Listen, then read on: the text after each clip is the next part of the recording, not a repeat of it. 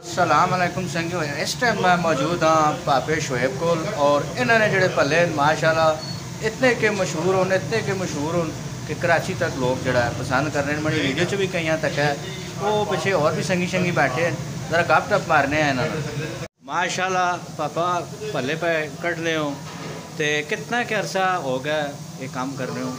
असा तो पता है नजरीन जरा नहीं पता हो ना पता लगे। 1989 99 89 ठीक हो गया। उस तो पहले वालिद साहब करने माशाल्लाह मामा और ये बिल्कुल मैं याद हूँ। वालिद साहब और इस मेन बाजार से 1965 से काम शुरू किया। 65 जिस जंग लगी जंग 65 की जंग तो बाद 65 की जंग तो पहले रेलवे स्टेशन थे, टेक्सटाइल रेलवे स्टेशन पे काम कर रहे थे। ठीक हो गया। और टेक्सटाइल रेलवे स्टेशन से पाकिस्तान बढ़ने तो पहले नए काम पे कर पहले ना काम माशाल्लाह काफ़ी। और तुसा ने हथा च जायका भी बहुत बड़ा दिल करना, तुसा ने हथा भी चाक मारा। अल्हम्दुलिल्लाह हथा चेक मार सो फिर भले के नहीं खासू। चलो शिगिरत तुसा रखे ना। अच्छा ते माशाल्लाह ये सरे उन्हें तेले विच होने ना जी सीजन को होना है। हाँ ये अफसान है सेहत न्यान मुताबिक होना है जड़ा आयल होना है माशाल्लाह। कोशिश करने एक अच्छी चीज़ इस्तेमाल करना, कोई माड़ी चीज़ ना इस्तेमाल हो। इससे मरो तो दूर दूर तक लोग आने ने थे तुसा को ते आज वो माँ दुआ संगी नहीं पे नजर आना अपना के ना अजान भी जड़ा देना अरशद अरशद किधर किधर वक्त जरूरत बुला के ने। अच्छा ठीक हो ज़्यादा हो वैसे नहीं दो बंदे हैं काम चल रहा है। हकीम साहब भी बैठे हैं तो शायद साहब भी थोड़ा जहा नाम पूछा जी। माशाल्लाह जी हकीम साहब के हाल हैं? ठीक हो हाल अज भले पे असा खुलाने हो तो गुआढ़े तो होने ना 1965 इतने पुराने हो तुसी भी यानी कि।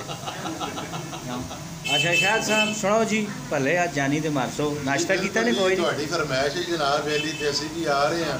ठीक हो ਤੇ ਇੱਥੇ ਪਹੁੰਚਿਆ ਤੇ ਗ੍ਰੀਨ ਐਂਡ ਕਲੀਨ ਦੇ ਚੇਅਰਮੈਨ ਸਾਹਿਬ ਵੀ दुकान ने पिछले पासे दुकान है ते इसके दा खुशबूइयां के नहर ने हाय हाय ते ए हुन इंशाल्लाह तैयार होना पहला दूध पे आवे गरमा गरम मजे मार सा।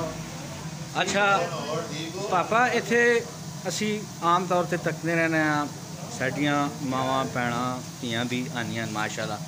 खवातीन असी तुसां पर्दे दा इंतजाम कोई होवे ते अपना घर हाँ ठीक होगा। तरला पोर्शन इसना खाली है लेडीज से इधर जगह पढ़ाई एक दफा पर्दा कम हो वन्ना ठीक होगा।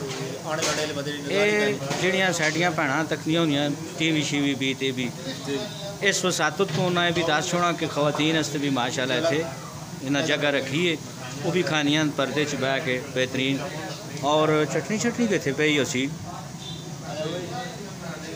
हाय हाय हाय ये जड़ा मज़ा करनी नहीं ना जनाब मान चटनी क्या ही बात है। यासुर तो कितना के अरसा हो गया? 8-9 साल हो गए। 8-9 साल हो गए माशाल्लाह। असां तैयार पे होने जी हालां थोड़ा जा टाइम है वे भले शले पे माशाल्लाह खाने हो तुसी वाल लजो शजो ते माशाल्लाह जी। पहले तो तुसा मुबारकबाद हो जी खैर मुबारक तुसी टेक्सटाइल जिस तरह कवर भी करने हो बहुत अच्छा काम भी तुसी करने हो।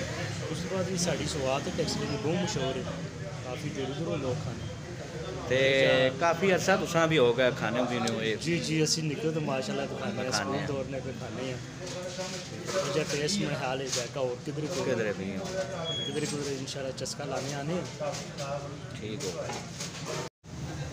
क्या हूँ जी मज़े ने या नहीं सही कुछ सोना गाल बात असा मज़े ने रोज़ खाने होने हो या किधरे रोज़ खाया करो। हाँ